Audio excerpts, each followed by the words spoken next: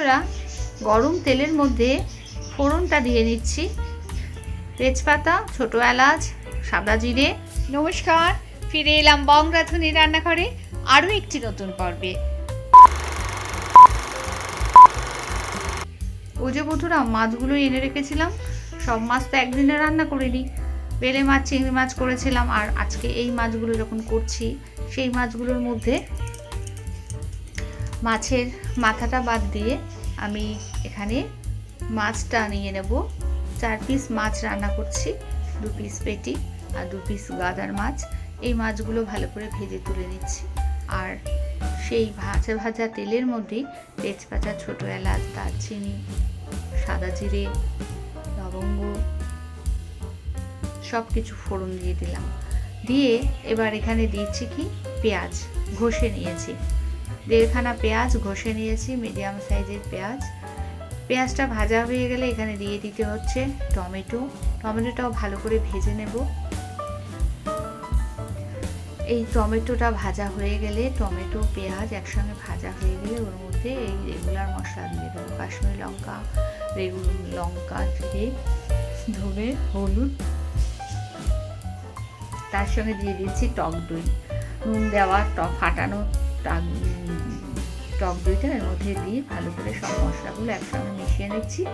আর তার মধ্যে আরেকটু নুন দিয়ে সম পরিমাণে ঝোলের আন্দাজে নুনটা আমি একবারেই দিয়ে দিলাম।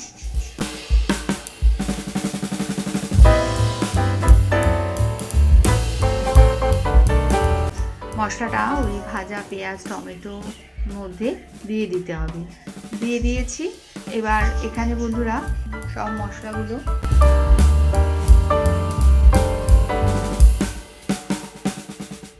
একসঙ্গে ভেজে নিলাম।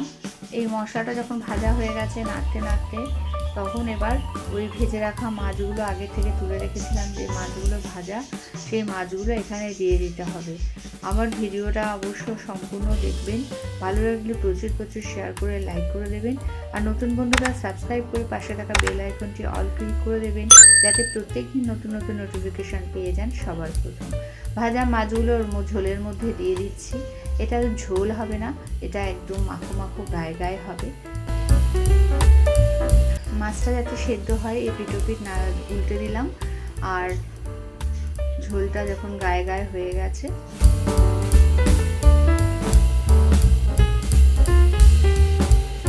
তখন এবার মাছটা নামিয়ে ফেলতে হবে। আর নামানোর আগে অবশ্যই গরম মশলা দেবেন। গরম মশলার গুঁড়ো প্রথমে দিয়েছিলাম, গরম মশলার গোটা ফোড়নে দিয়েছি। আর এখন এখানে শেষ সময় গরম মশলা গুঁড়ো দেব। পরিমাণে একটু নুন দিলাম। খেতে কিন্তু খুবই ভালো হয়েছে। মাছটা বাড়িতে অবশ্য একবার ট্রাই করে দেখবেন। আমি এইভাবে মাঝে মাঝেই করি। আজকে আপনাদের সঙ্গে ভিডিওটা শেয়ার করলাম।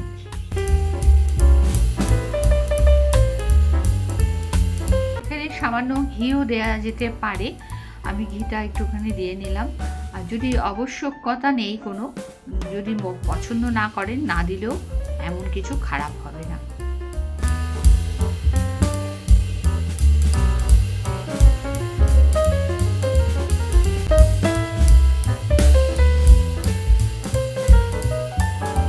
বন্ধুরা, এখানে 4 পিস মাছ ভেজে নিয়েছি। আর কড়াতে তেল দেব।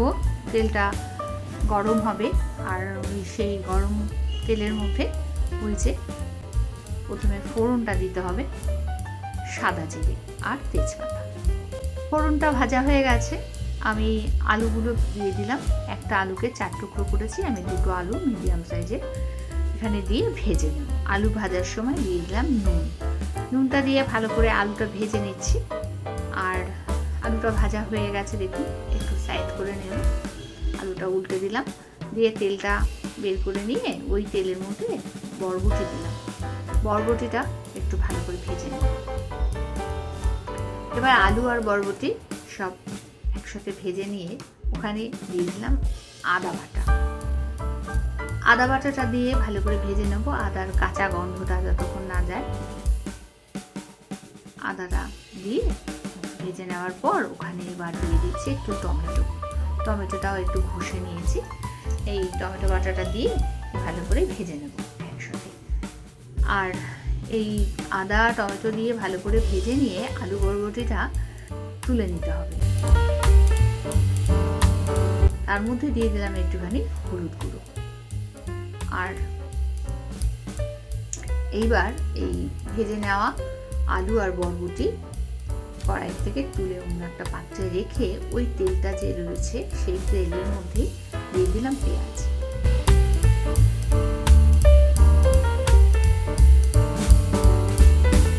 পেঁয়াজটা ভাজা হচ্ছে, সাইডে আমি এক এক করে মশলাগুলো দিচ্ছি।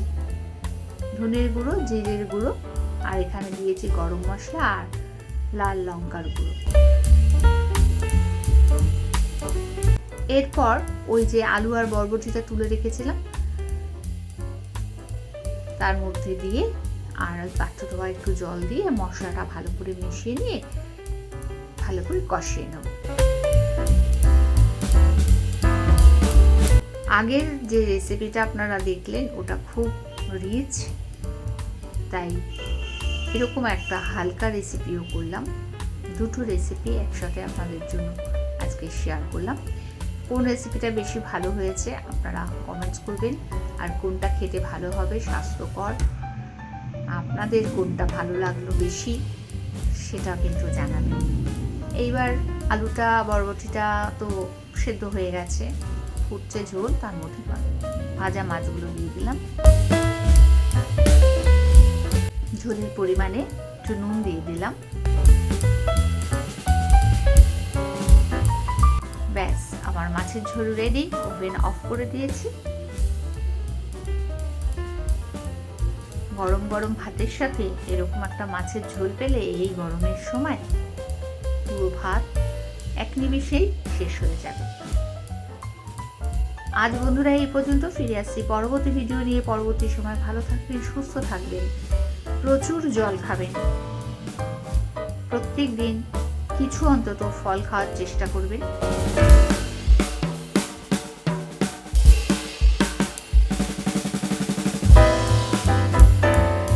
পুরো ভিডিওটা দেখার জন্য, আমার সাথে থাকার জন্য ধন্যবাদ।